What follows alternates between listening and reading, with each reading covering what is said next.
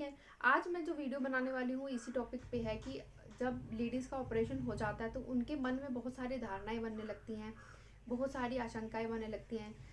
Mainly क्या होता है कि जब ऑपरेशन हो जाता है तो उसके बाद मन में ये क्वेश्चन आने लगता है कि यार क्या मैं दोबारा वैसे ही खड़ी हो जाऊंगी, मैं दोबारा वैसे वॉक करने लगूंगी, कर सकूंगी क्या, क्या मैं दोबारा वैसे ही आराम से नहा सकूंगी, चल फिर सकूंगी, बैठ उठ सकूंगी, खाना बना सकूंगी, घर का काम कर सकूंगी।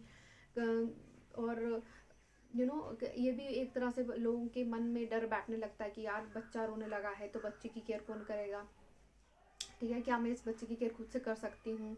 देखो ये मैं सबके बारे में, सबको ये नहीं होता है पर कुछ लेडीज़ को होता है। अगर जिनको होता है वो रिलेट कर पाएंगी, ठीक है। तो क्या होता है, पोस्टपार्टम डिप्रेशन होता है और एक होता है बेबी ब्लूज़, ठीक है। बेबी ब्लूज़ और पोस्टपार्टम डिप्रेशन में थोड़ा सा डिफरेंस भी होता है।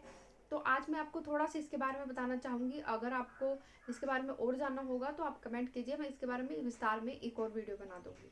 तो आज मैं आपको सिर्फ बेबी ब्लूज़ के बारे में बताती हूँ। तो बेबी ब्लूज़ में क्या होता है कि लेडीज़ के मन में ना एक डर सा बैठने लगता है, क्योंकि हमारे बॉडी में इतने हार्मोन्स के चेंजेस होते हैं, एस्ट्रोजन, प्रोजेस्टेरोन, जो भी हमारे हार्मोन्स होते हैं उनका लेवल बढ़ जाता है। कईयों में कम भी हो जाता है, कईयों में बढ़ जाता है। और जब इनका लेवल बढ़ जाता है तो तरह तरह की मन में धारणाएं, तरह तरह की आशंकाएं, बॉडी में इतना हार्मोन इम्बैलेंस होना, और साथ में अगर कोई उसको सपोर्ट ना करे, अगर लड़की को, या हस्बैंड सपोर्टिव ना हो या हस्बैंड की फैमिली सपोर्टिव ना हो, तो ये एक चीज़ जो है वो कंटिन्यू भी कर जाती है एंड इट टेक्स ये एक पोस्टपार्टम डिप्रेशन का भी एक कारण बन जाता है।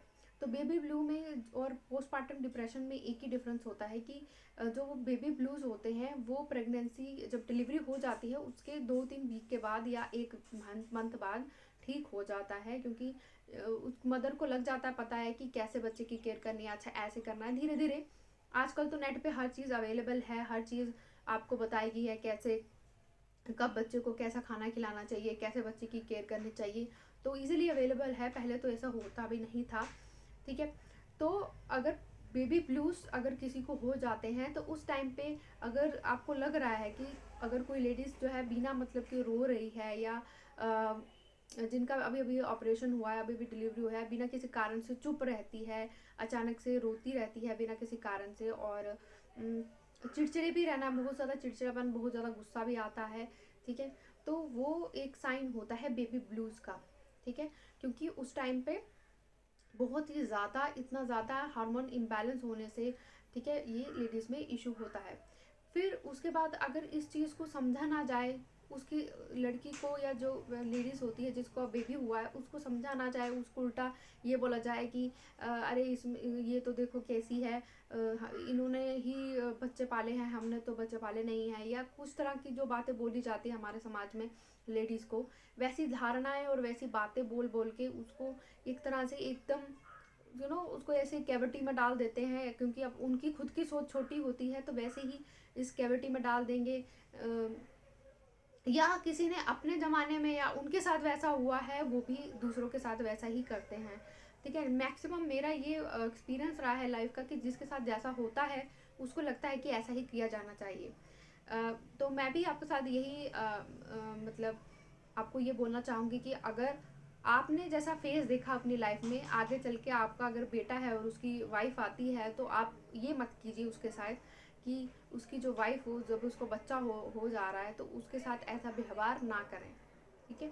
जो व्यवहार आपके साथ हुआ उससे कुछ सीखें और उसके साथ आगे इस व्यवहार को मत दोहराएं कि हमने भी तो ऐसा था, मेरे साथ तो ऐसा हुआ था। तो आपको ये चीज़ें जो है समझनी है, और इन चीज़ों को दूसरों पे इम्प्लीमेंट या दूसरों के साथ ना हो उससे परहेज़ करना है, बिल्कुल ना करें, ठीक है। तो मैंने आपको जैसे बताया कि जो बेबी ब्लूज़ होते हैं उसमें क्या होता है कि बहुत ज़्यादा रोना आना है, अकेलापन लगता है, डर लगता है, और बहुत ज़्यादा जो अपना ऑपरेशन हुआ है उसके बारे में भी सोच आती है। कुछ लेडीज़ को आती है, कुछ को नहीं आती है। अगर कुछ को नहीं आती है तो वेल एंड गुड है। अगर आपको ऐसी धारणा होती है तो आप मुझे कमेंट करके बताइए। आप बहुत ही अगर डिप्रेस फील करती हैं, अकेलापन फील करती हैं तो आप मुझे कमेंट करके बताइए। अगर वेल एंड गुड, अगर मैं जितनी आपकी हेल्प कर सकती हूँ ज़रूर करूँगी। आगे आप बात करते हैं, अगर इस चीज़ को ट्रीट नहीं किया जाए तो ये चीज़ डिप्रेशन में चली जाती है। यस, ये बहुत ही भयानक रूप भी ले लेती है, इसमें लड़की को, जो लेडीज़ होती है, उसको सुसाइडल थॉट्स भी आना शुरू हो जाते हैं।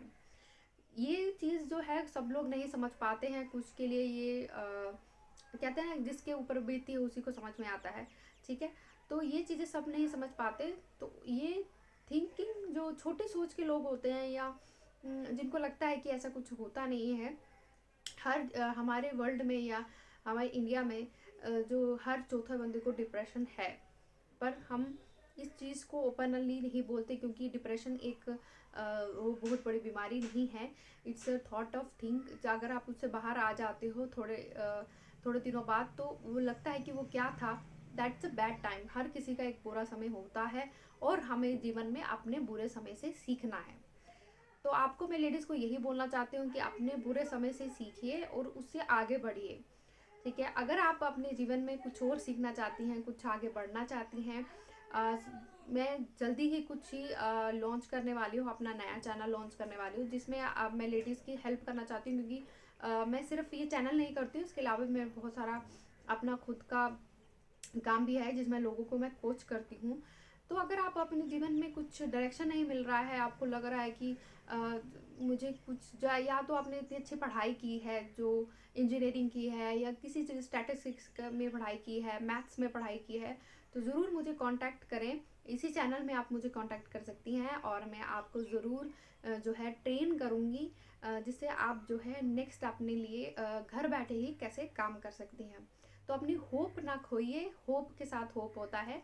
तो ज़रूर मैं आपको कोच करूँगी और आपको समझाऊँगी कि कैसे आप अपनी सोशल मीडिया से कैसे अर्न कर सकते हैं। आजकल तो बहुत कुछ चला हुआ है डिजिटल मार्केटिंग का, तो बहुत सारी वीडियोस भी आती रहती है डिजिटल मार्केटिंग के ऊपर। खुद को बढ़ाइए, खुद को उस सोच से बाहर निकालिए, अच्छा सोचिए और अच्छा ही मिलेगा। तो अगर आपको मेरी वीडियो से कुछ हेल्प मिली हो तो बहुत धन्यवाद। अगर आपको बोरिंग लगी हो तो भी धन्यवाद। कुछ लोग बहुत सारे कमेंट करते हैं तरह तरह के, तो उनके लिए बहुत धन्यवाद। अगर आपको मेरा वीडियो अच्छा लगा हो तो इसको, मेरे चैनल को लाइक करो, सब्सक्राइब करो। और मैं ये वीडियो ज़रा वैसी वाली वीडियो, जो बड़े इम्पैक्ट वाली वीडियोज़ होती है, वैसे बनाना थोड़ा कम ही पसंद करती हूँ। मुझे लगता है कि ज़्यादा परफेक्शन दिखाने से कुछ होता नहीं है, जो रियलिटी है वही दिखानी चाहिए, ठीक है। तो ज़रूर आपको जो मेरे तरफ से हेल्प बनता है मैं ज़रूर करूँगी। ये चैनल सिर्फ मैंने हेल्प करने के लिए बनाया है, बाकी मेरे और भी टेक्निकल चैनल्स हैं जिस पे मैं काम करती हूँ, और भी मेरा बहुत सारा टेक्निकल काम है जिसमें मैं करती हूँ। तो ज़रूर अगर मैं आपको हेल्प कर सकूँ तो मैं ज़रूर करूँगी। और कमेंट करना मत भूलें, चैनल को सब्सक्राइब करना ना भूलें। और अगर आपको, हाँ, ये जो क्वेश्चन मैं आपको बताना चाहती थी, अगर आपको डिप्रेस लगता है, आपको ऐसा फील हो रहा है, या आपके बेबी होने के टाइम पे आपको कैसा फील हुआ, तो आप ज़रूर मुझसे शेयर कीजिए।